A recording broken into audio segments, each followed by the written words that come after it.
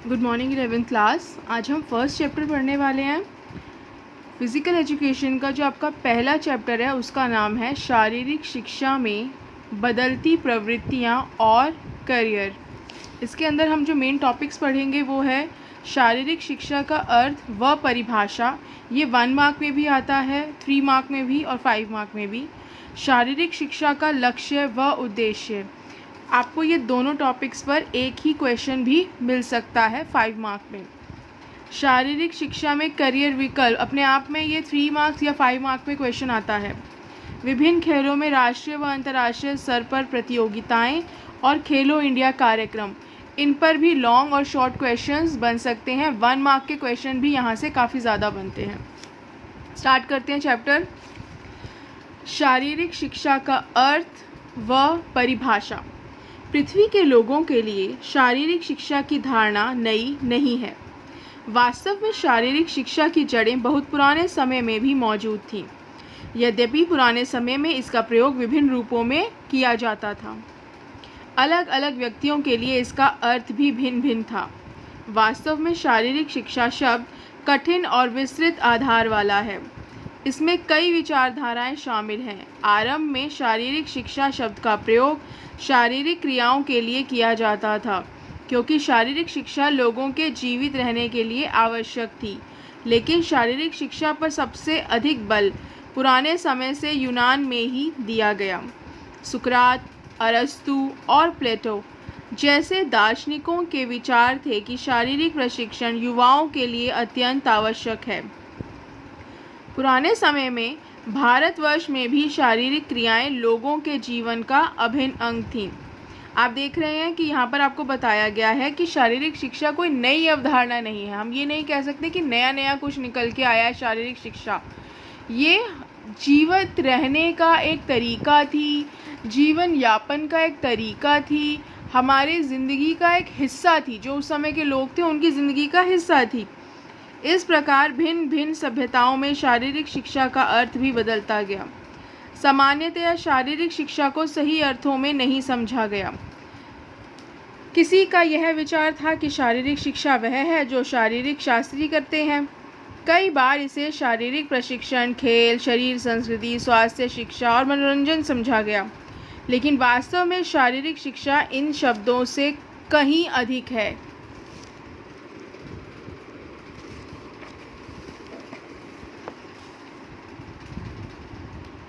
शारीरिक शिक्षा के अर्थ को निम्नलिखित परिभाषाएं काफ़ी सीमा तक स्पष्ट करती हैं। अब यहाँ पर हम अलग अलग परिभाषाएं पढ़ने वाले हैं। H.C. बर्क के विचारानुसार शारीरिक शिक्षा शिक्षा के सामान्य कार्यक्रम का एक भाग है, जिसका संबंध शारीरिक क्रियाकलापों द्वारा बच्चे की वृद्धि, विकास तथा शिक्षा से है। यह शारीरिक क्रियाकलापों द्वारा बच्चे की संपूर्ण शिक्षा है।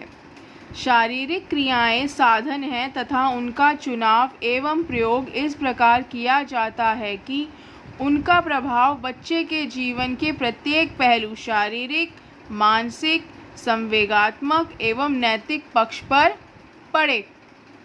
चार्ल्स ए बूचर के अनुसार शारीरिक शिक्षा शिक्षा पद्धति का एक अभिन्न अंग है, जिसका उद्देश्य नागरिकों को शारीरिक, मानसिक, भावनात्मक तथा सामाजिक रूप से शारीरिक गतिविधियों के माध्यम से जो गतिविधियां उनके परिणामों को दृष्टिगत रखकर चुनी गई हों, सक्षम बनाना है। देखिए, जब हम बात करते हैं शारीरिक शिक्षा की, शारीरिक क्रियाकलापों की और बच्चों के विकास की, वृद्धि की, यानी ऐसे शारीरिक क्रियाकलाप करवाना जिससे बच्चे का विकास हो, वृद्धि हो, उसके लिए हमें पहले से पता होता है कि ये परिणाम इस क्रिया से आएंगे और वह परिणाम पाने के लिए हम खास तौर पर चुनी गई शारीरिक क्रियाएं ही करवाते हैं। ठीक है। अच्छा, अब मैंने परिभाषाएं आपको और भी भेजी हैं। यहाँ और परिभाषाएं लिखी हैं, आप इन्हें पढ़ सकते हैं, समझ सकते हैं। भारतीय शारीरिक शिक्षा तथा मनोरंजन के केंद्रीय सलाहकार बोर्ड के अनुसार शारीरिक शिक्षा शिक्षा ही है। यह वह शिक्षा है जो बच्चों के संपूर्ण व्यक्तित्व तथा उसकी शारीरिक प्रक्रियाओं द्वारा उसके शरीर, मन एवं आत्मा के पूर्ण रूपेण विकास हेतु दी जाती है। ठीक है, भारतीय शारीरिक शिक्षा तथा मनोरंजन केंद्र जो है, उसका सलाहकार बोर्ड जो है, उसके अनुसार शारीरिक शिक्षा भी एक तरह की शिक्षा ही है। ठीक, बच्चों के व्यक्तित्व का, संपूर्ण व्यक्तित्व का विकास होता है शारीरिक क्रियाओं द्वारा उसके शरीर, मन और आत्मा का पूरा विकास होता है शारीरिक शिक्षा के माध्यम से। उपर्युक्त परिभाषाओं के आधार पर यह कहा जा सकता है कि शारीरिक शिक्षा सामान्य शिक्षा का एक अभिन्न अंग है और यह मनुष्य के लिए अत्यंत आवश्यक है। यह केवल शारीरिक क्रिया ही नहीं है, अपितु शरीर द्वारा शरीर का ज्ञान है। अमेरिका में कुछ ऐसे अध्ययन हुए हैं जो यह बताते हैं कि जो व्यक्ति शारीरिक क्रियाओं में भाग लेते हैं वे ऐसे लोगों की तुलना में जो शारीरिक क्रियाओं में भाग नहीं लेते अपने जीवन में उच्च स्तर के लक्ष्य प्राप्त करते हैं। ठीक है, अगर आपकी ज़िंदगी में अच्छे लक्ष्य हैं, ऊंचे लक्ष्य हैं, तो उन्हें प्राप्त करने के लिए क्या ज़रूरत है? आप शारीरिक रूप से भी तो सुदृढ़ होने चाहिए। अगर आप शारीरिक रूप से सुदृढ़ नहीं हैं, आप स्वस्थ नहीं हैं, तो आप ऊंचे लक्ष्यों को कैसे प्राप्त कर पाएंगे? ठीक है, आपके जीवन के जो भी लक्ष्य हैं आप उन्हें कैसे प्राप्त कर सकते हैं? उन्हें प्राप्त करने के लिए यानी आपके अंदर, अब शारीरिक शिक्षा आपको हर चीज़ सिखाता है ना, एकाग्रता, संयम, ये सारी चीज़ें आपको शारीरिक क्रियाएं से के माध्यम से शारीरिक शिक्षा में सिखाई जाती हैं। आपके अंदर वो चीज़ें करेक्ट की जाती हैं। ठीक है, अब इसके बाद हम देखते हैं कि शारीरिक शिक्षा के लक्ष्य और उद्देश्य क्या हैं। शारीरिक शिक्षा का लक्ष्य व्यक्ति का सर्वांगीण विकास करना है, अथवा यह कहा जा सकता है कि पूर्ण रूप से जीना ही शारीरिक शिक्षा का लक्ष्य है। आप अच्छे तरीके से अपना जीवन यापन कर सकें। आप भागना चाहते हैं, आप दौड़ना चाहते हैं, आप खेलना चाहते हैं, आप पढ़ना चाहते हैं, हर चीज़ में आप में स्फूर्ति बनी रहे, आप अपने हर लक्ष्य को प्राप्त कर पाएँ, यही तो इसका लक्ष्य है। वास्तव में ऐसा प्रतीत होता है कि शारीरिक शिक्षा के इस अत्यंत शिखर रूपी लक्ष्य को प्राप्त करना आसान कार्य नहीं है। सामान्यतः शारीरिक शिक्षा के इस लक्ष्य को सीढ़ी दर सीढ़ी प्राप्त किया जा सकता है। यही सीढ़ियां वास्तव में शारीरिक शिक्षा के उद्देश्य होते हैं, जिनकी सहायता से शारीरिक शिक्षा के लक्ष्य की प्राप्ति होती है। इसलिए कहा गया है कि लक्ष्य एक होता है लेकिन उद्देश्य अनेक हो सकते हैं। अब यहाँ पर आप J.F. विलियम्स ने क्या कहा है? शारीरिक शिक्षा का उद्देश्य एक कुशल एवं योग्य नेतृत्व देना तथा ऐसी सुविधाएं प्रदान करना है जो किसी एक व्यक्ति या समुदाय को कार्य करने का अवसर दें और वे सभी क्रियाओं में शारीरिक रूप से तथा संपूर्ण मानसिक रूप से उत्तेजक एवं संतोषजनक और सामाजिक रूप से निपुण हों। उनके अनुसार व्यक्ति के लिए केवल उन्हीं क्रियाओं का चयन करना चाहिए जो शारीरिक रूप से लाभदायक हों। मिनिस्ट्री ऑफ एजुकेशन के अनुसार शारीरिक शिक्षा का लक्ष्य प्रत्येक बालक को शारीरिक, मानसिक और भावनात्मक रूप से तंदुरुस्त बनाना और उसमें व्यक्तिगत व सामाजिक गुणों का विकास करना होता है ताकि वह लोगों के साथ खुशी से रह सके और उसे एक अच्छा नागरिक बना सके। आप लोग इन्हें याद करेंगे कि इन्होंने क्या कहा है, आपको ये पता होना चाहिए। मिनिस्ट्री ऑफ एजुकेशन का H. Clark, book Walter. H. Clark ने कहा शारीरिक स्वास्थ्य में वृद्धि, सामाजिक गुणों में वृद्धि, संस्कृति। बुक वॉल्टर के अनुसार स्वास्थ्य, फालतू समय का उचित प्रयोग और नैतिक चरित्र। इन्हें अब ऐसे पॉइंट्स में याद करेंगे। हेथरिंगटन, तुरंत तात्कालिक उद्देश्य, दूरवर्ती उद्देश्य, विकासात्मक उद्देश्य, सामाजिक स्तर उद्देश्य, शारीरिक स्थिति का नियंत्रण। लेज़ली, शारीरिक अंगों का विकास, भावनात्मक विकास, सामाजिक विकास, बौद्धिक विकास, स्नायु पेशीय विकास। अब आपने जो ये पॉइंट्स पढ़े हैं इनके बेस पर शारीरिक शिक्षा के उद्देश्य हम लोग यहाँ पर पढ़ने वाले हैं, जो कि 6 हैं। पहला, ये लॉन्ग क्वेश्चन में आता है और काफ़ी बार आ चुका है। शारीरिक विकास, मानसिक, सामाजिक, नाड़ी पेशीय, भावनात्मक विकास और स्वास्थ्य का विकास। शारीरिक विकास, शारीरिक शिक्षा का मुख्य उद्देश्य शारीरिक विकास है। यह हमारे शारीरिक संस्थानों जैसे रक्त संचार, श्वसन संस्थान, स्नायु प्रणाली, मांसपेशीय संस्थान, पाचन प्रणाली इत्यादि का विकास करती है। शारीरिक शिक्षा शारीरिक क्रियाओं से संबंधित है और जब हम शारीरिक क्रियाएं करते हैं तो उनका हमारे शरीर के विभिन्न संस्थानों पर बहुत प्रभाव पड़ता है। इन संस्थानों के आकार, रूप और क्षमता में भी विकास होता है, जबकि यह कहा गया है कि शारीरिक विकास शारीरिक शिक्षा के उद्देश्यों द्वारा संभव है। यह एक अच्छा एवं स्वस्थ शरीर बनाने में भी सहायक है, जो एक बहुमूल्य निधि है और राष्ट्र निर्माण में सहायक है।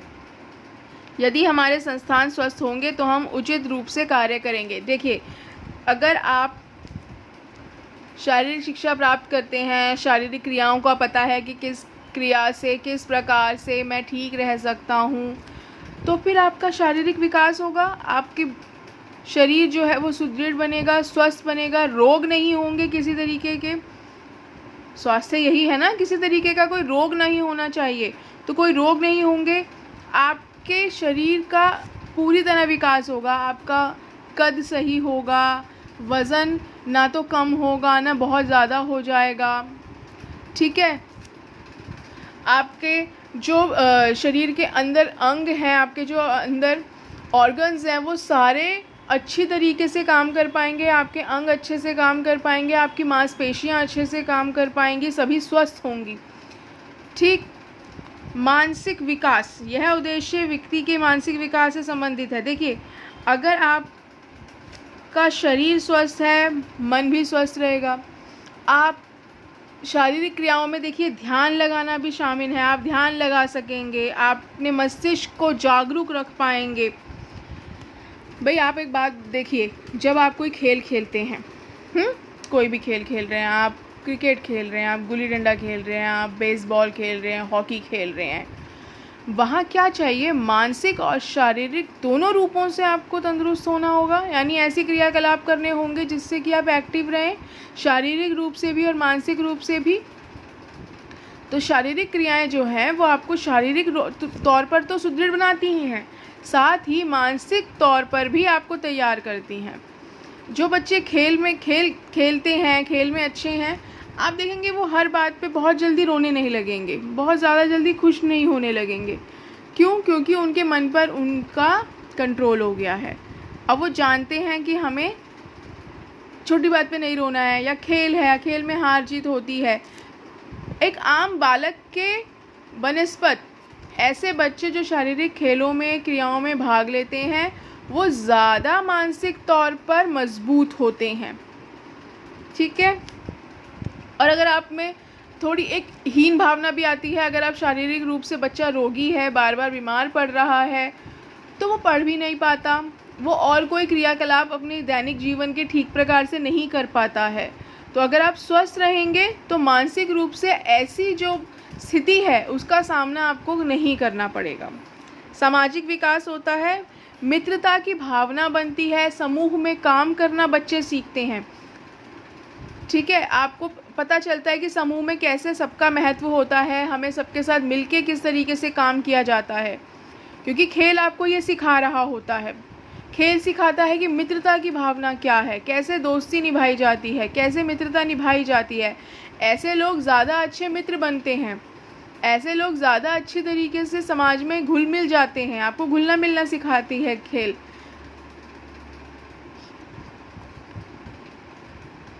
इसमें सहयोग, सम्मान, अच्छा खेल, संयम, खेल की भावना, सांत्वना, सारे गुण आपको सीखने को मिलते हैं।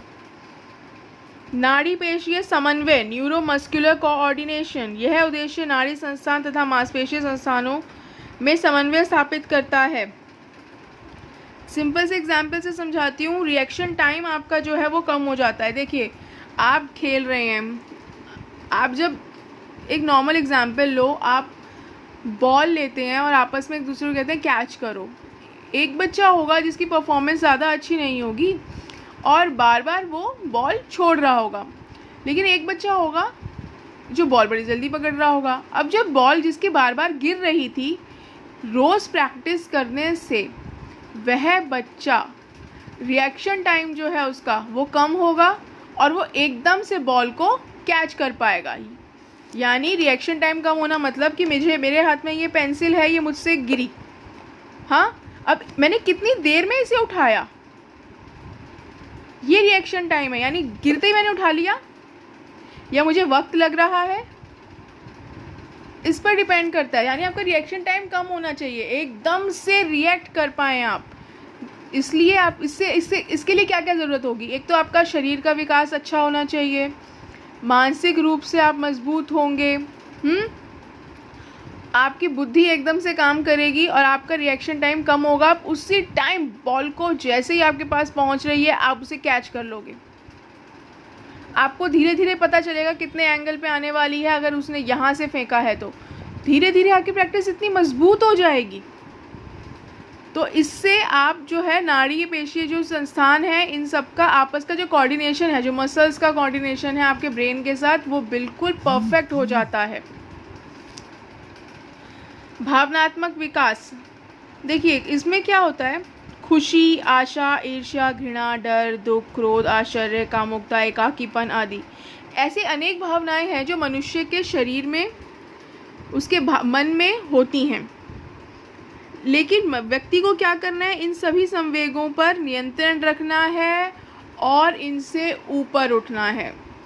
यानी जीते तो बिल्कुल पागलों की तरह खुश नहीं होना है, बहुत ज़्यादा नहीं, ये सोचना है कि मैं जीता हूँ, अब मुझे आगे के लिए और बढ़िया तैयारी करनी है। आपके मस्तिष्क में ये आना चाहिए जीतते ही। क्लास में 9th में आप फर्स्ट आए हैं या 10th में आप फर्स्ट आए हैं, तो ये सोचना है मैं 11th में कैसे फर्स्ट आना है, मुझे और कैसे पढ़ाई अच्छी करनी है, मुझे पहले से ज़्यादा अंक कैसे लाने हैं, मुझे अपनी परफॉर्मेंस और अच्छी कैसे करनी है, क्या क्या कमियाँ रह गई थी जिसे मैं अब पूरा कर सकता हूँ या कर सकती हूँ। ये भावना, ये नहीं कि अच्छा मैं तो फर्स्ट आ गया अब बस हो गया, अब तो बस पढ़ेंगे, अब अगले साल पढ़ लेंगे, वो चीज़ नहीं कि अभी खुशी में इतने मग्न हो रहे हैं, नहीं होना है। या फेल हो गए हैं या किसी वजह से कम अंक आए हैं तो हताश नहीं होना है, निराश नहीं होना है। ये चीज़ें आपको खेल की भावना ही सिखाती है। जब हम खेल खेलते हैं तो वहाँ हम यही सीखते हैं। वहाँ खिलाड़ी हार मानकर अपने घर नहीं बैठ जाते, प्रैक्टिस करना नहीं छोड़ते, वो अगले दिन वापस अपने रूटीन पर चले जाते हैं, वही रनिंग के लिए जाते हैं, वही प्रैक्टिस कर रहे होते हैं। ठीक, तो आपको शारीरिक क्रियाएं जो हैं वो ये सब चीज़ें आपको सिखाती हैं। स्वास्थ्य का विकास, जब आपको कोई शारीरिक दोष नहीं है, कोई मानसिक तकलीफ नहीं है, न्यूरोमस्कुलर आपका जो कोऑर्डिनेशन है वो अच्छा हो चुका है, तो स्वास्थ्य जो है वो अपने आप आपका सही रहेगा। ठीक है। शारीरिक शिक्षा का उद्देश्य व्यक्ति के स्वास्थ्य का विकास करना भी है। यह व्यक्ति के स्वास्थ्य संबंधी आदतों का विकास करती है। संक्रामक रोगों से बचाव की शिक्षा भी प्रदान करती है, संक्रामक रोग जो एक से दूसरे को फैलते हैं। मनोरंजन के लिए भी अनेक कार्यक्रम होते हैं। आधुनिक युग में शारीरिक शिक्षा के कार्यक्रम चिंता, दबाव व तनाव को काफ़ी सीमा तक कम करते हैं ताकि व्यक्तियों के स्वास्थ्य को उन्नत किया जा सके। आज हम यहाँ तक ही पढ़ेंगे, ठीक है। इसके बाद नेक्स्ट क्लास हम स्टार्ट करने वाले हैं शारीरिक शिक्षा में करियर विकल्प। यहाँ तक के लिए कैसे पेपर में क्वेश्चंस आते हैं मैं आपको एक बार दिखा देती हूँ। फर्स्ट चैप्टर काफ़ी लेंथी है आपका। शारीरिक शिक्षा, फिल इन द ब्लैंक आया है 1 मार्क में। शारीरिक शिक्षा का लक्ष्य व्यक्ति का सर्वांगीण डैश करना है। क्या करना है, मुझे आंसर लिख के देंगे आप।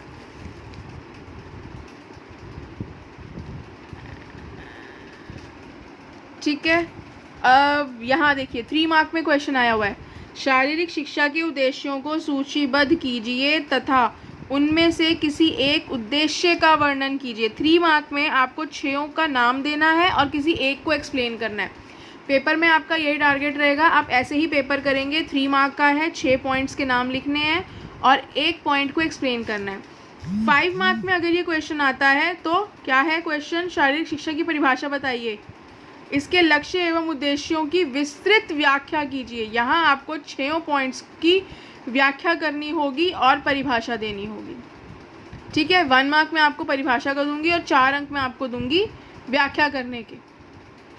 ठीक है। इस तरीके से क्वेश्चंस आते हैं पेपर में। आज के लिए इतना काफ़ी है। कल हम आगे चैप्टर पढ़ेंगे करियर।